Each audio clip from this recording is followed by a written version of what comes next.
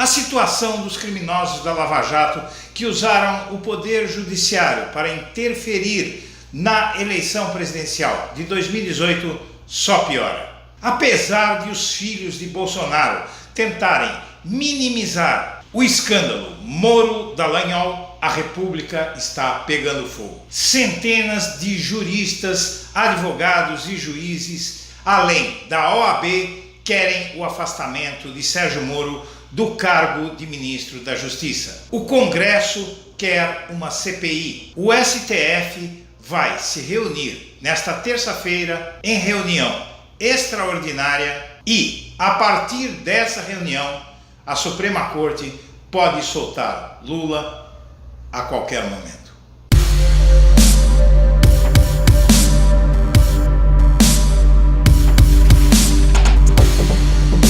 Antes de começar o vídeo, eu quero pedir a você que acompanha o Blog da Cidadania que se inscreva no nosso canal. Curta e compartilhe os nossos vídeos, acione o sininho para receber as notificações dos nossos vídeos, que assim você nos ajuda a fazer o nosso trabalho. E vamos ao vídeo.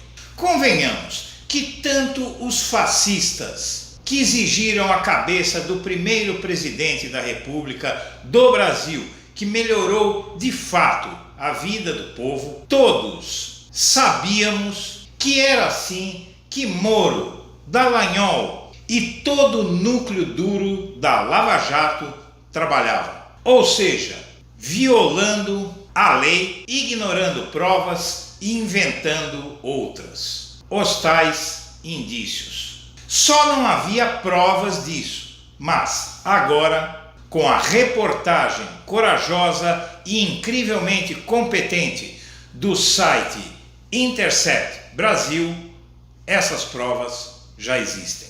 Para que se tenha uma ideia, segundo o editor do site Intercept, Glenn Greenwald, ele e sua equipe não analisaram nem 1% do material que tem contra Moro, Dallagnol e a Lava Jato.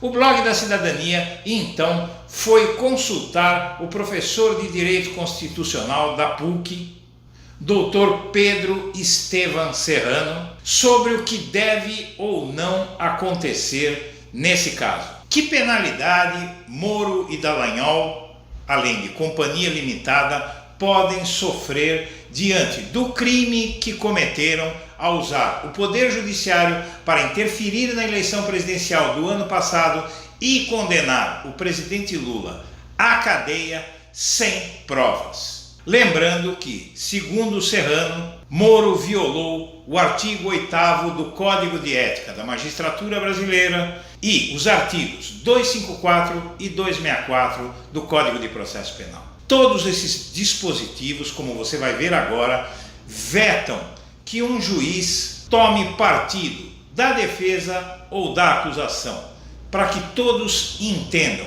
É como se um juiz que fosse apitar uma partida entre Flamengo e Fluminense se reunisse com um dos times para combinar estratégias para derrotar o outro time adversário. Vamos ouvir o Dr. Pedro Serrano, que concedeu ao Blog da Cidadania uma entrevista por telefone.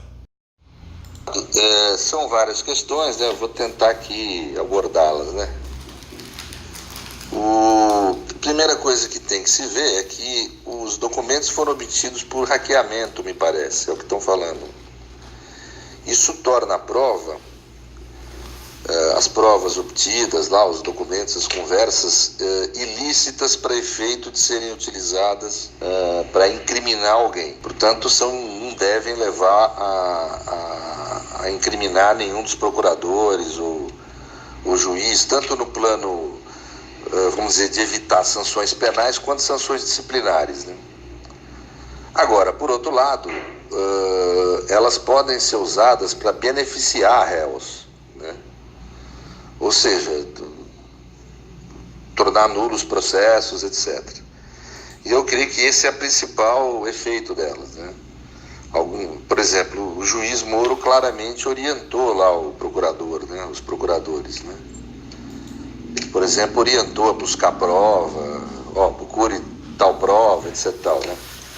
O Código de Processo Penal, no artigo 254, diz que quando o juiz orienta uma das partes, ele tem o dever de se declarar suspeito, exatamente porque ele deve ser imparcial, né? Quando ele orienta uma das partes, ele passa a ser parcial.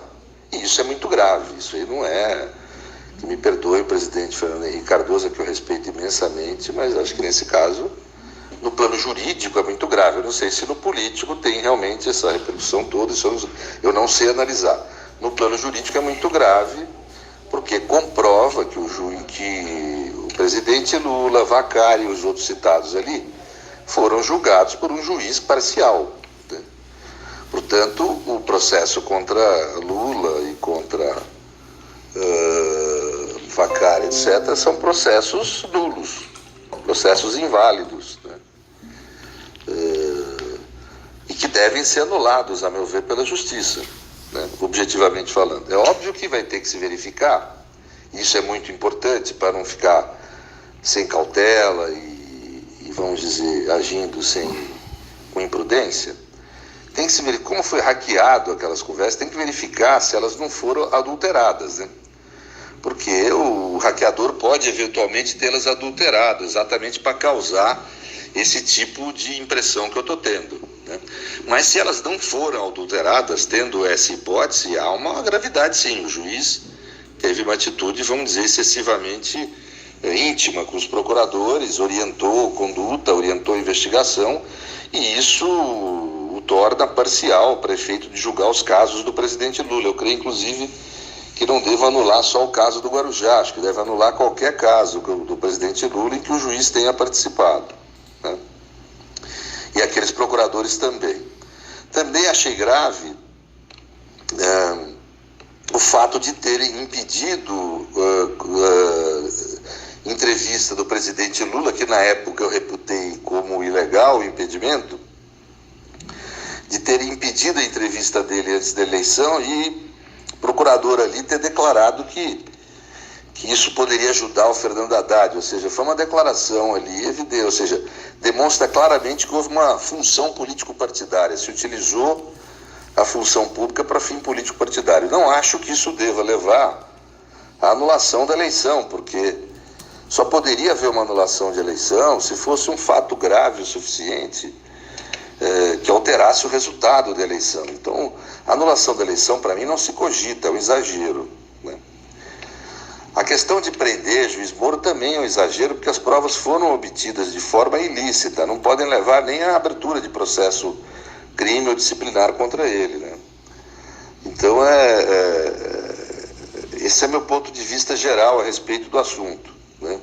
Ou seja, tem que se verificar se as provas são rígidas, ou seja, se tem rigidez, ou seja, se elas não foram adulteradas.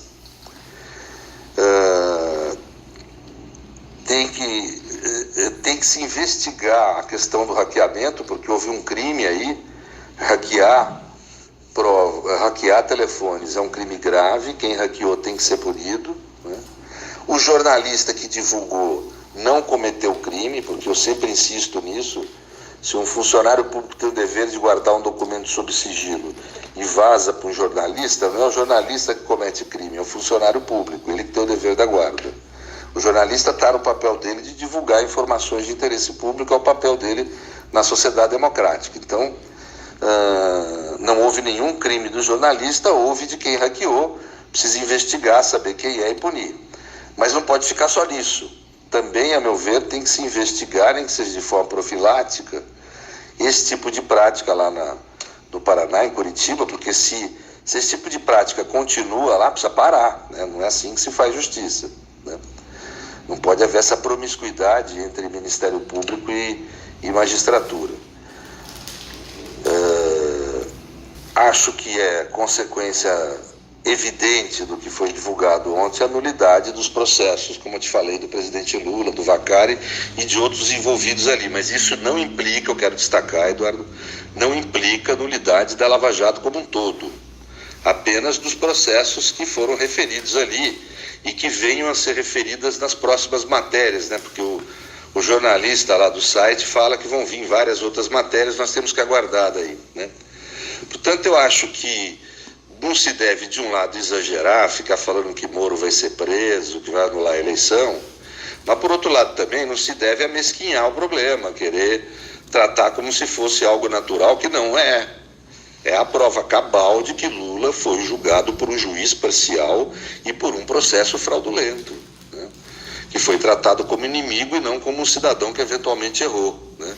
Que não foi tratado com os direitos e garantias que todo ser humano tem direito. Além da esclarecedora entrevista com o professor Serrano que você ouviu, analisemos os principais desdobramentos gerados pela confirmação daquilo que todos sabíamos, que Moro, Dallagnol e a Lava Jato usaram instrumentos criminosos para favorecer a eleição de Jair Bolsonaro à presidência da República.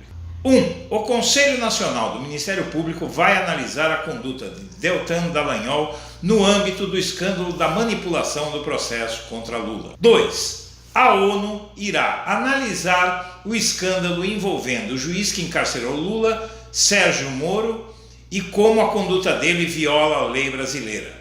Já é dado como certo que o organismo inocentará Lula à luz desses fatos. 3. Diante do escândalo envolvendo Moro, Bolsonaro mandou suspender campanha publicitária do pacote anticrime do atual ministro da Justiça. 4. A cúpula do Congresso Nacional já vê uma CPI sobre o caso do vazamento de conversas atribuídas a Sérgio Moro e a Deltan Dallagnol como muito provável. 5. Segundo a rádio França Internacional, o escândalo envolvendo Moro e a Lava Jato se espalhou pelo planeta. 6. Centenas e centenas de juristas e advogados de todo o país estão exigindo o afastamento do ex-juiz Sérgio Moro do cargo de ministro da Justiça e de Deltan Dallagnol do Ministério Público.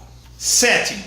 A OAB Federal também quer o afastamento imediato de Moro do cargo de ministro da Justiça. Mas a principal notícia do dia não são nenhuma dessas que eu acabo de dizer aqui. A grande notícia é que o Supremo Tribunal Federal irá se reunir extraordinariamente nesta terça-feira, 11 de junho. E aí é que entra informação obtida pelo blog da Cidadania. Diante do fato, agora já inquestionável, de que Sérgio Moro, Dallagnol e a Lava Jato como um todo violaram a lei para eleger Bolsonaro e encarcerar Lula, nessa reunião extraordinária do STF, é provável que o ex-presidente Lula obtenha finalmente um habeas corpus, pois sua prisão agora se configura absolutamente ilegal. Recentemente, o Papa Francisco enviou carta ao ex-presidente Lula dizendo a ele que a verdade venceria e que o bem venceria o mal. É impossível atribuir qualquer caráter premonitório às palavras do Sumo Pontífice da Igreja Católica, mas que é irônico que poucos dias após a fala do Papa, tudo isso esteja acontecendo. Minha amiga, meu amigo, eu agradeço a atenção e um abraço para todo mundo.